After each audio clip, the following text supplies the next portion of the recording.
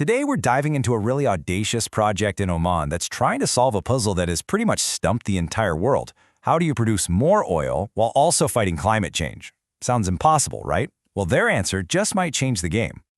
And that really is the crucial question, isn't it?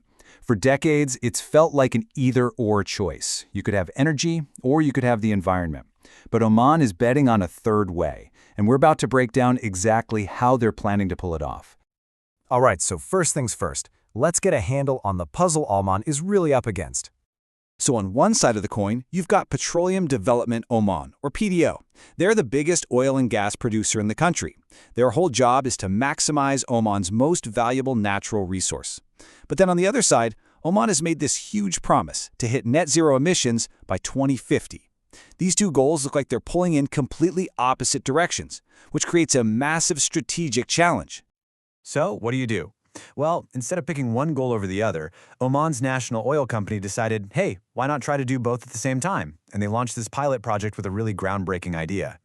The technology at the very heart of this is called CCUS. Yep, it's a bit of a mouthful, I know, but the concept is actually pretty simple. Instead of just letting carbon dioxide from industrial plants float up into the atmosphere, you grab it, you capture it. Then you can either find a new use for it, or, and this is key, you can lock it away for good, deep underground. And this is exactly how Oman is putting that idea to work. So step 1, they capture the CO2. Step 2, they ship it over to an oil field. Then they inject it way down into an underground oil reservoir. Now here's where the magic really happens. That injected CO2 acts kind of like the fizz in a soda can. It builds up pressure down there and pushes more oil out towards the wells.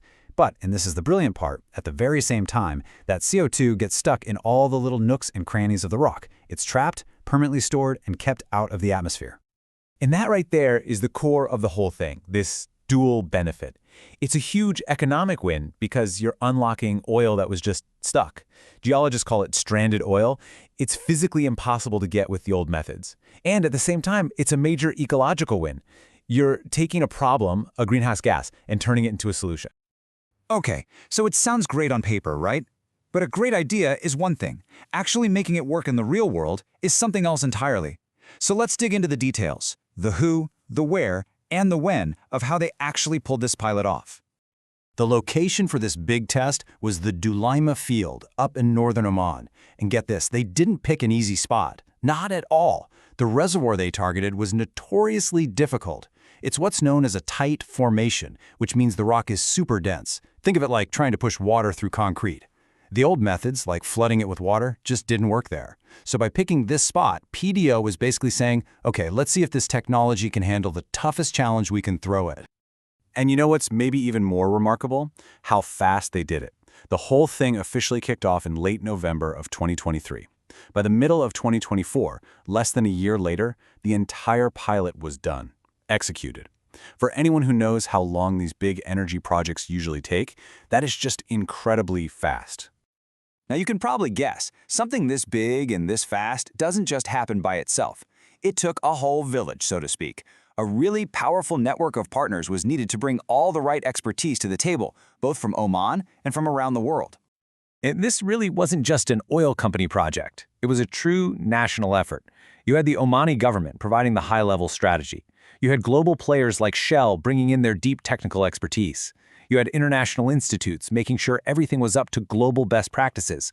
And you had specialist engineering firms already looking ahead, figuring out how to scale this thing up. A perfect example of how collaboration should work. Okay, so the project was fast, it had a dream team behind it, but here's the billion-dollar question. Did it actually work? Let's get into the results and, more importantly, what this all means for the road ahead. The results, to put it simply, were fantastic. They saw a big pressure increase in the reservoir, exactly what they were hoping for. And this is huge. They had zero gas breakthrough. What that means is the CO2 didn't leak or escape. It stayed put, locked away deep underground. And maybe the best news of all? The whole thing was done with a perfect safety record, 0 incidents. They basically de-risked the entire idea, proving it could be done safely and effectively. And you can bet the folks at the top were paying attention. Oman's own Minister of Energy and Minerals came out and called this technology a key enabler for the country's entire climate plan. I mean, that's a huge endorsement, and it really shows you how central this pilot has become to their national strategy.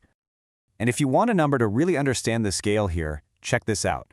Oman is counting on technologies just like this one to deliver 15%, 1/5, of all the emissions cuts they need to hit their net zero goal by 2050. Think about that. That's a massive piece of their entire climate strategy now riding on the success of concepts that were just proven in this one pilot.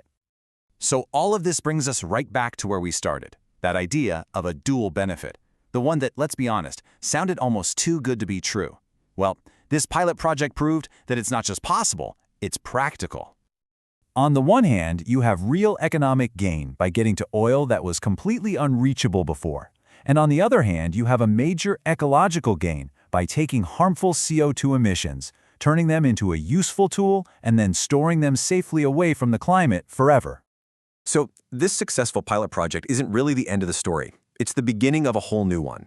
It's paved the way for a full-blown commercial project in Oman, and it might just be a blueprint for other oil-producing countries around the world.